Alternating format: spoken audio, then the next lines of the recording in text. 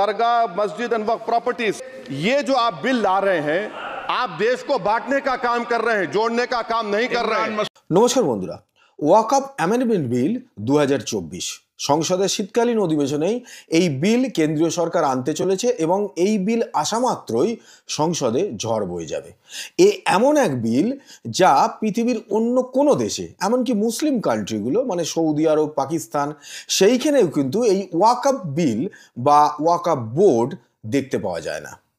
এই ওয়াকফ বোর্ডকে কুবেরের যে সম্পত্তি আছে সেটাকে কুবেরের ধনের সঙ্গে তুলনা করা হয়। কিছুদিন আগে জেপিসির যে বৈঠক হয় সেখানে বিজেপির অভিজিৎ গাঙ্গুলি এবং তৃণমূল কংগ্রেসের কল্যাণ বন্দ্যোপাধ্যায়ের তর্ক এমন জায়গায় পৌঁছয় যে কল্যাণবাবু নিজের হাত কেটে ফেলেন। 30শে নভেম্বর থেকে তৃণমূল কংগ্রেস এই বিল সংশোধনের বিরুদ্ধে রাস্তায় নামছে। এমনকি কেন্দ্রীয় সরকার এই বিলে যে সংশোধন আনতে চাইছে তার বিরুদ্ধে পশ্চিমবঙ্গ সরকার বিধানসভায় একটা নতুন বিল আনছে। কি এই বিল? একদিকে কেন্দ্রীয় সরকার যারা এই বিলের সংশোধন আনতে চলেছে তারা বলছে যে এই বিল গরিব মুসলিম সম্প্রদায়কে সুরক্ষা দেবে, তাদের অধিকারকে সুরক্ষিত করবে। আর উল্টো দিকে বিরোধী পক্ষ তৃণমূল কংগ্রেস, সমাজবাদী পার্টি, আম আদমি পার্টি থেকে শুরু করে সমস্ত বিরোধী দল তারা বলছে যে কেন্দ্রীয় সরকার চাইছে সংবিধানের বদল করে আলটিমেট মুসলিমদের অধিকারকে কেড়ে নেওয়া। এখন কে সত্যি বলছে আর কে মিথ্যে বলছে এইটা বুঝতে গেলে আমাদের তিনটে বিষয় নিয়ে আলোচনা করতে হবে। এক, ওয়াকফ বিল বা ওয়াকফ বোর্ড আসলে কি, এই ওয়াকফ বোর্ডের বিরুদ্ধে কি কি অভিযোগ আছে, আর তিন, ওয়াকফ বিলে কেন্দ্রীয় সরকার কি কি সংশোধন আনতে চলেছে।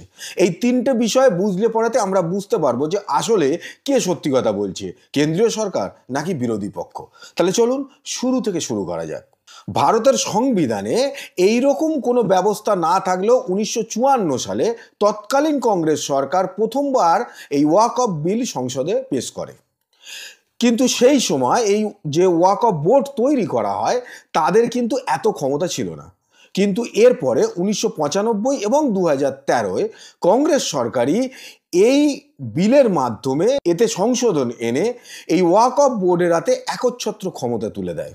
ফলে ক্ষমতা এমন জায়গায় পৌঁছয় যে এই ওয়াকফ বোর্ড ভারতবর্ষের মধ্যে যে কোনো সম্পত্তিকে তারা নিজেদের করে নিতে পারে, দখল করে নিতে পারে। সারা ভারতবর্ষ জুড়েই মোটামুটিভাবে প্রত্যেকটা রাজ্যেই দুটো শিয়া ওয়াকফ বোর্ড সহ 32টা এরকম ওয়াকফ বোর্ড আছে।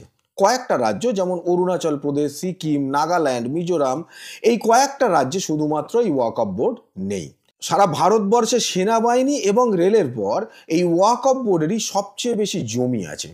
9,54,000 একর জমি রয়েছে এই ওয়াকফ বোর্ডের আওতায়। 8,70,000 বাড়ি রয়েছে। এই ওয়াকফ বোর্ডের টোটাল সম্পত্তির পরিমাণ 1,20,000 কোটি টাকা। কিন্তু শুনলে অবাক হবেন যে এই ওয়াকফ বোর্ডকে কোনো ট্যাক্স দিতে হয় না, না রাজ্যকে না কেন্দ্রীয় সরকারকে, পুরোটাই তাদের ট্যাক্স ফ্রি। এইবারে আসি যে এই ওয়াকফ বোর্ডের বিরুদ্ধে অভিযোগ কি আছে। 1 নম্বর, 2008 সালে বিভিন্ন কর্পোরেট সংস্থাকে 1,630 একর জমি তৎকালীন অন্ধ্রপ্রদেশের কংগ্রেস সরকার দিয়ে দেয়। 2 নম্বর অভিযোগ, দিল্লিতে এই ওয়াকফ বোর্ডের যে বিভিন্ন সম্পত্তি আছে সেইগুলোকে অবৈধভাবে লিজ দেওয়া হচ্ছে, যেটা কিন্তু লিজ দেওয়ার কথা নয়। 3 নম্বর, 2005 সালে উত্তরপ্রদেশের ওয়াকফ বোর্ড তাজমহলকে ওয়াকফ বোর্ডের তালিকাভুক্ত করে নেয়। এইভাবে সারা দেশ জুড়ে প্রায় 40,000-এর বেশি এরকম অভিযোগ রয়েছে যা ওয়াকফ ট্রাইব্যুনালে চলছে। এই বিল সংশোধন হলে যেরকম এখন ওয়াকফ বোর্ড যে কোনো সম্পত্তিকে দখল করে নিতে পারে বা অধিগ্রহণ করে নিতে পারে, তখন আর তারা সেটা করতে পারবে না। এই যে কোনো সম্পত্তি দখল করার আগে জেলা শাসক, সংশ্লিষ্ট রাজ্যের জেলা শাসক সেই বিষয়টাকে খতিয়ে দেখবে এবং তারপরে সিদ্ধান্ত হবে। 2, এখন কোনো সম্পত্তি যদি ওয়াকফ বোর্ড দখল করে নেয় তখন সেই সংশ্লিষ্ট ব্যক্তি বা সংস্থাকে কোর্টে যেতে হয়। এই বিল সংশোধনের পর তাকে কিন্তু কোর্টে যাওয়ার আগে সে ইচ্ছে করলে জেলা শাসকের কাছে গিয়েও অভিযোগ দায়ের করতে পারে এবং সেই অনুযায়ী জেলা শাসক কোর্টের যেতে পারে, আবার সে নিজেও কোনো রকম ব্যবস্থা নিতে পারে। 3, এই ওয়াকফ বোর্ডে যে সদস্য রয়েছে তার মধ্যে 2 জন মহিলা এবং 2 জন অমুসলিম সদস্য রাখতে হবে, এটা বাধ্যতামূলক হতে যাচ্ছে। 4, এই ওয়াকফ বোর্ডকে যে সম্পত্তি দান করবে সেটা শুধুমাত্র মুসলিম সম্প্রদায়েরই হতে হবে। কোনো অমুসলিম সম্প্রদায় এই ওয়াকফ বোর্ডকে টাকা বা সম্পত্তি দান করতে পারবে না। 5 নম্বর হলো, কেন্দ্রীয় পোর্টালে এই ওয়াকফ বোর্ডের যে সম্পত্তি রয়েছে তার সমস্ত তথ্য থাকবে। এমনকি এর বিরুদ্ধে যদি কেউ অভিযোগ করতে চায় সেও এই পোর্টালে গিয়েই অভিযোগ দায়ের করতে পারবে এবং এই পুরো বিষয়টাই পোর্টালে থাকবে। ফলে এর থেকে কিন্তু একটা ট্রান্সপারেন্সি আসবে বা স্বচ্ছতা আসবে। এখন বিরোধীরা এই বিলটার বিরোধিতা করছে, কিন্তু সরকার বলছে যে গরিব মুসলমানদের জন্য এই বিলটা ভীষণই গুরুত্বপূর্ণ, যাতে আগামী দিনে তাদেরই উপকার হয়। এই ওয়াকফ বোর্ডের সম্পত্তি নিয়ে যে দুর্নীতি চলছে সেই দুর্নীতিকে বন্ধ করতে গেলে কেন্দ্রীয় সরকারকে এই ব্যবস্থা করতেই হবে।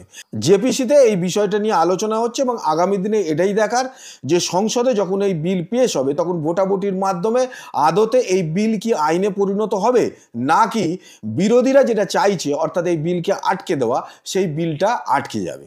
আমরা তাকিয়ে থাকবো সেদিকেই। এ বিষয়ে আপনাদের কি মতামত সেটা জানাবেন কমেন্ট করে।